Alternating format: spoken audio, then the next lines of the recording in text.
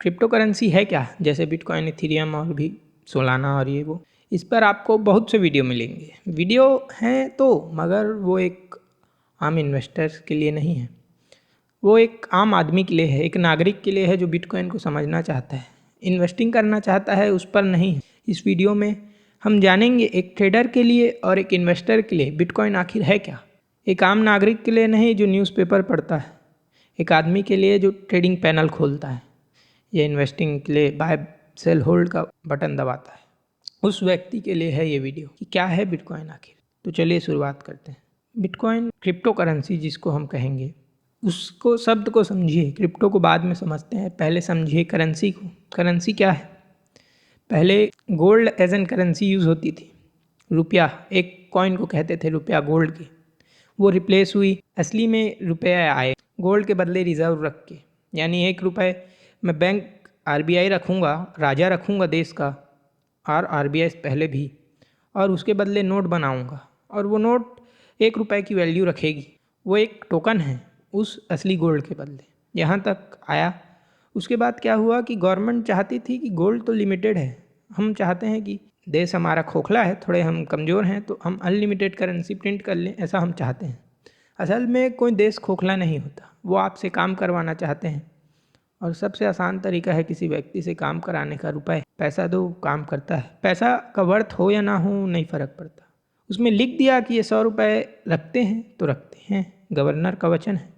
भले बाकी और रुपयों को वैल्यू कम हो जाए, उस व्यक्ति को तो नहीं पता, वो मान जाता है। इसी बात को लेकर गोल्ड को अलग किया गया रुपए से, और भी देश के ज़्यादातर, दुनिया भर की ज़्यादातर करेंसियों को डिटैच किया गया गोल्ड से, और फिर वो एक इंडिपेंडेंट करेंसी हो गए। अब वो करेंसी का वैल्यू क्यों है? क्योंकि गवर्नमेंट है।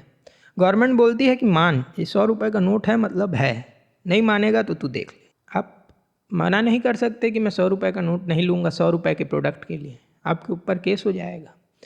गवर्नमेंट का वचन है उसमें, आरबीआई का सबसे पहले, और फिर आप भी वचन देते हैं कि मैं धारक को 100 रुपये देने का वादा करता हूँ, और वही वचन प्रॉमिसरी नोट है, वो नोट असल में, और वही वचन उसका वैल्यू 100 रुपये कर देता है, गोल्ड नहीं। अब वहाँ से चीज़ें चेंज हुई, यूपीआई में ऑनलाइन आए, और आप ऑनलाइन यूपीआई को वैसा ही समझ लीजिए जैसा बिटकॉइन। फिर ये पूछेंगे आप, मैं बताता हूँ, मैं पूछता हूँ, फिर ज़रूरत क्या है?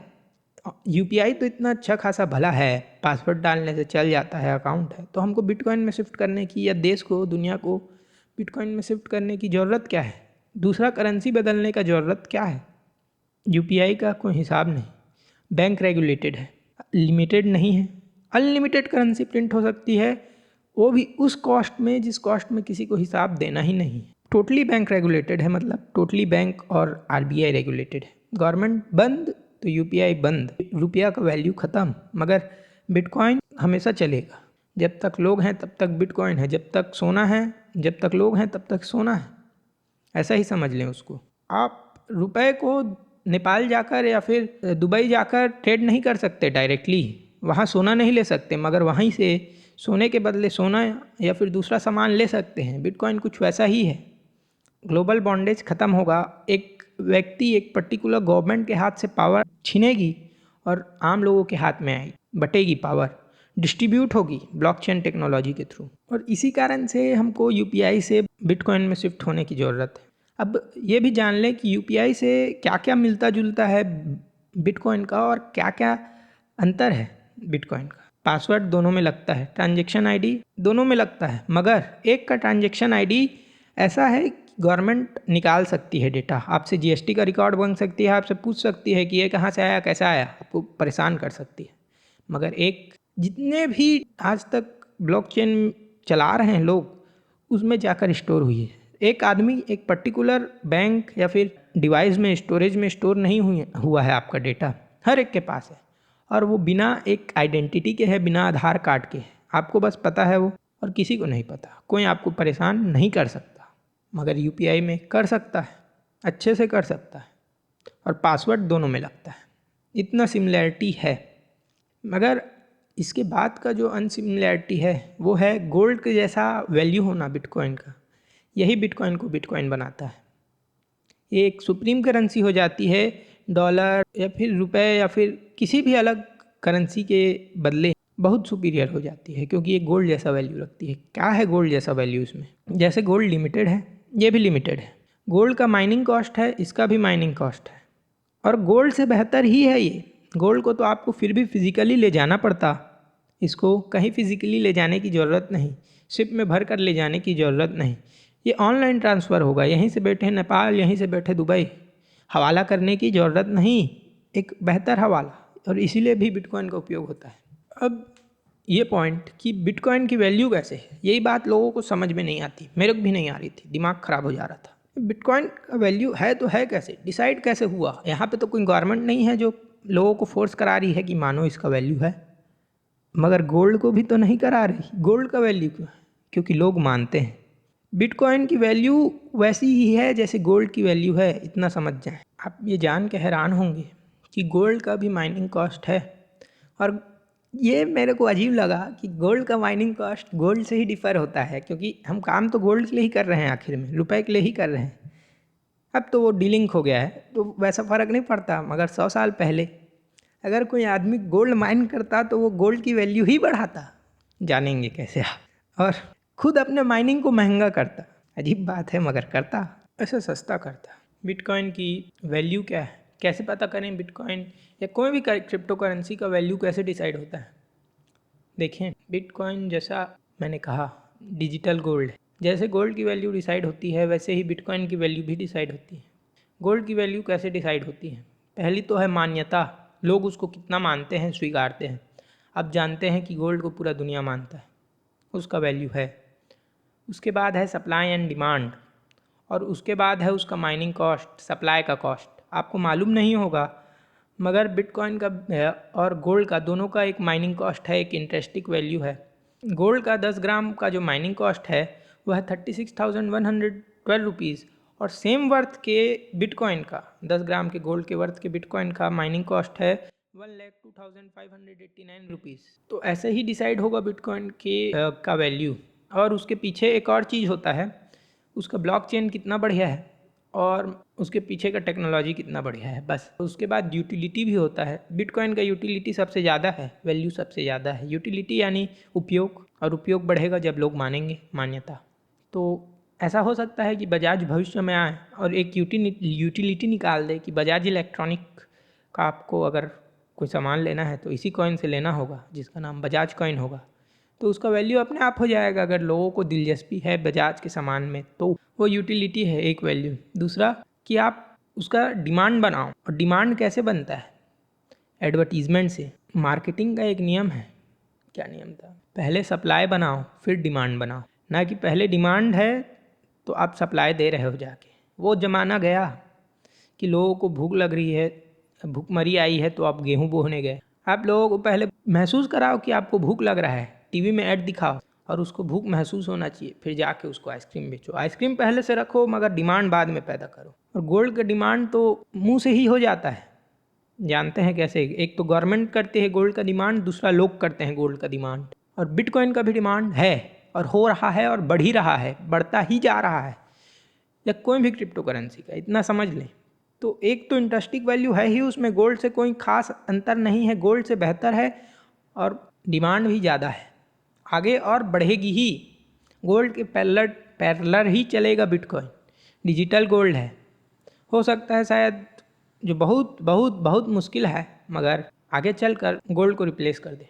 हम लोग के लिए नहीं तो कम से कम एआई के लिए। एआई अगर ट्रांजेक्शन करते हैं ऑटोमेटिक तो गोल्ड लेकर जा नहीं सकते, वो तो सॉफ्टवेयर्स हैं। वो बिटकॉइन इस्तेमाल करने लगे या कोई भी क्रिप्टो करेंसी अपने कंपनी का इस्तेमाल करने लगे, उसको एक वैल्यू देकर। बात बहुत बड़ी है कि बिटकॉइन का भी वैल्यू है, और डिसाइड कैसे होता है बहुत मुश्किल से समझ में आया मुझको, मैं आपको बता दे रहा हूँ।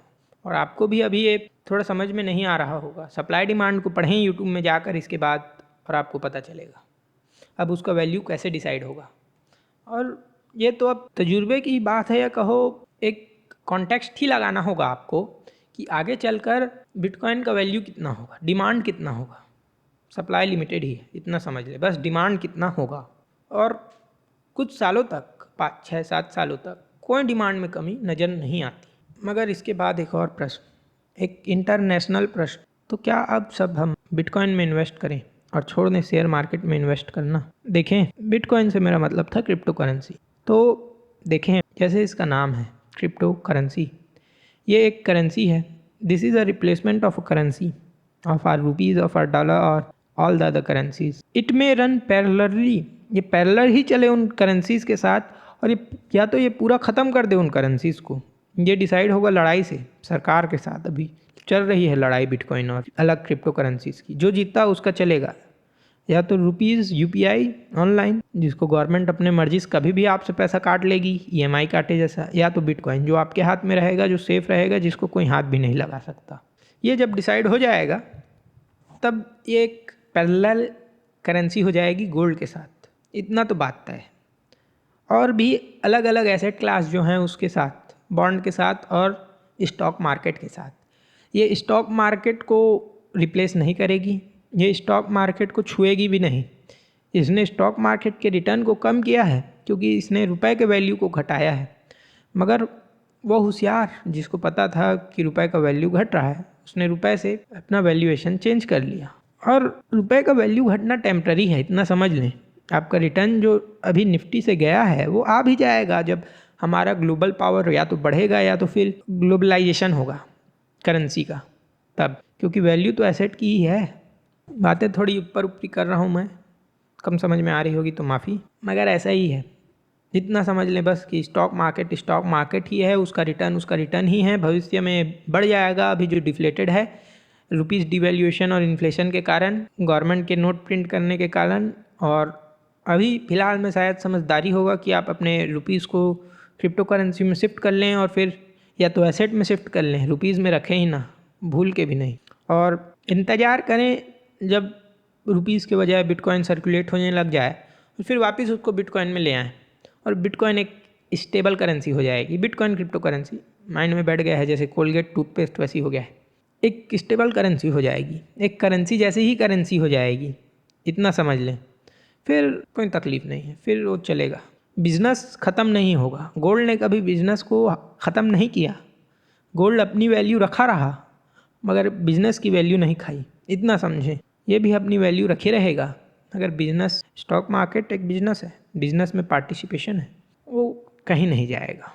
आप अगर और जानना चाहते हैं कि कैसे क्रिप्टो करेंसी ने स्टॉक मार्केट के रिटर्न को माइनस में कर दिया है 14% के, और कैसे गोल्ड का बढ़ना है ही नहीं, और भी चंद ऐसे सवाल, तो आप देख सकते हैं ये वीडियो। और आपको अगर ये वीडियो अच्छा लगा तो लाइक कर दें, शेयर कर दें, सब्सक्राइब कर दें। और नमस्कार, आज के लिए इतना ही।